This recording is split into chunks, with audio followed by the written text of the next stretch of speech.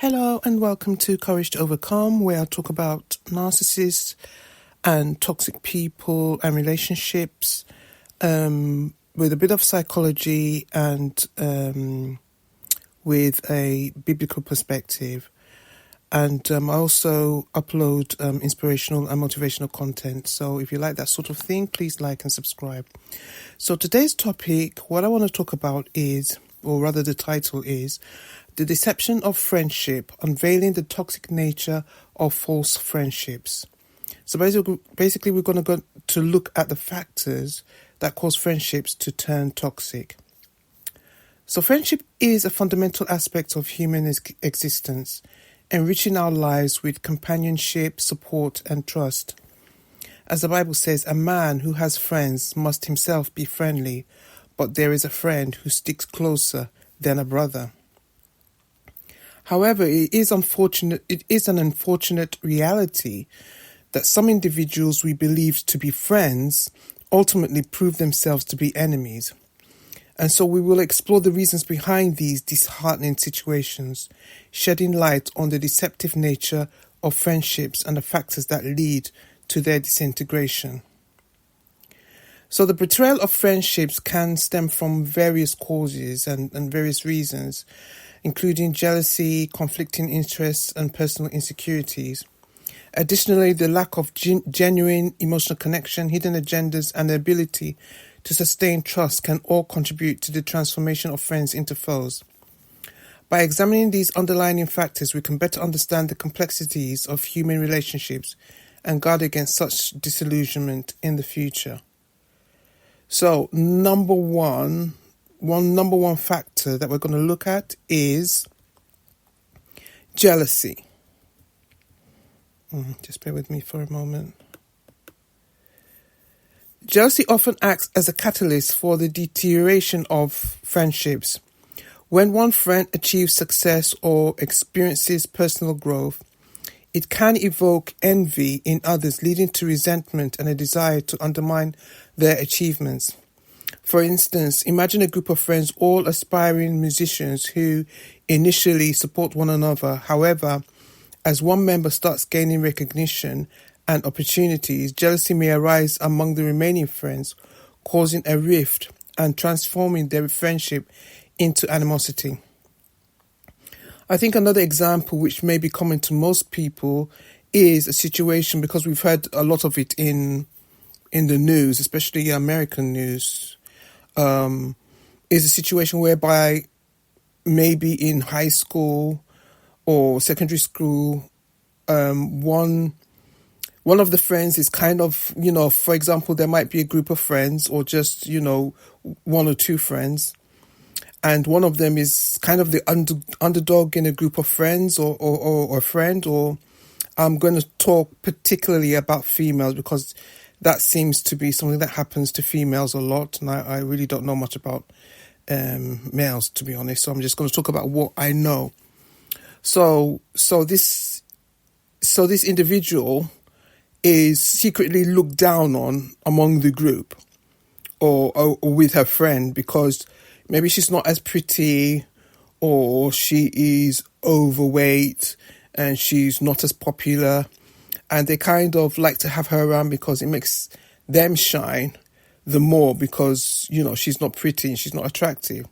So basically they tolerate her, and basically that's the only value that the girl adds to the group, that it makes them look better or makes them shine. So fast forward, and that particular girl levels up. She loses the weight.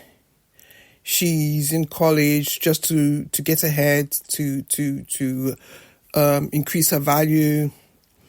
She gets an education, she gets degrees or whatever, or she's successful in her career, and she's successful in her career, her business, and her endeavors. And, she's no longer the ugly duckling. She's actually transformed into a beautiful swan. So the girls in that friendship group, because they've kept their friendship, are intimidated by and jealous of her success.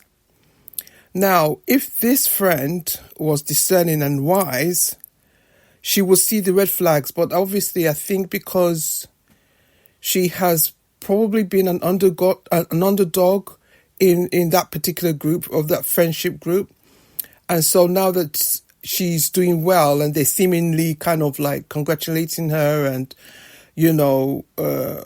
seemingly happy about her success. So because she's felt insecure herself, she misread the red flags or whatever earlier on, like all the side remarks and comments made to devalue her.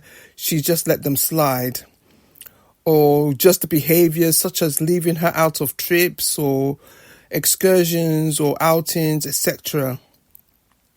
So my point here is like, if you are in a friendship group or if you have a friend who is doing all of that, you shouldn't ignore the red flags, because they're there for a reason. They don't like you.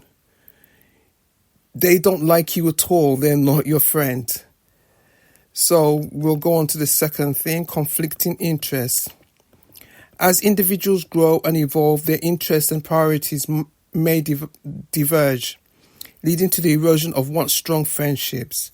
This can occur when friends develop different career paths, enter into romantic relationships, or engage in hobbies that no longer align. For instance, two friends who were avid travelers may find that as one settles down and starts a family, their priorities shift and their bond weakens due to competing interests and contrasting life choices, meaning you drift apart as you no longer share the same things before. And that's okay, and it does happen in some friendships and relationships. Number 3, personal insecurities. Insecurity can poison even the closest of friendships. When one friend feels threatened by the strengths or successes of another, they may resort to manipulative tactics or undermining behavior to elevate their own self-esteem, which is what I mentioned before. For example, consider a friend who feels inadequate in their professional life, witnessing the achievements of their close companion. Instead of offering support and celebrating their friends' accomplishments, they may belittle or discourage them, driven by their own insecurities, which is what I said earlier. So don't ignore the red flags. If that happens, don't ignore the red flags. They're there for a purpose. But, from experience, some people do. And then they think, oh, she's just playing, when they're giving all these digs and saying all these, giving all these undermining undermining situations, undermining behavior. She's just playing. She doesn't mean it. No, she's not playing with you. She means what she says, and she means what she's doing. And it's only when it gets to a stage where maybe all of them decide to go on vacation that it becomes very apparent, because you're practically with them 24/7, and then you can see fully who they are and how they feel about you, that they are jealous and insecure with you and your success. And in some cases, it turns out into an all-out war, quarreling and arguing on vacation, and some unfortunately lose their lives. I listened to a story on YouTube about this in America, about this girl called Shankela. She went on a girls' trip with her supposed friends, and they ended up killing her. And unfortunately, the vacation was outside of the country. I think it was in Mexico. I'm not too sure. And all the friends, they killed her, left her in the hotel room, fled back to the US. And up to now, no one has been charged with her murder whatsoever. So they've all gotten away with it. And so that's what jealousy does. It brings out the worst in someone. And unfortunately, this girl, she lost her life. So the Bible has many scriptures about these kind of betrayals. It says, even my own familiar friend, in whom I trusted, who ate my bread, he has lifted up his heel against me. This is Psalms 41 verse 9. And for it is not an enemy who reproaches me, then I could bear it, nor is it one who hates me, who has exalted himself against me. Then I could hide from him. But it was you, a man, my equal, my companion, and my acquaintance. This is in Psalm 55:12-13. So even the Bible talks about friends who, show their true colors and then turn into toxic people. I call them frenemies, to be honest. So number 4 is a lack of genuine emotional connection.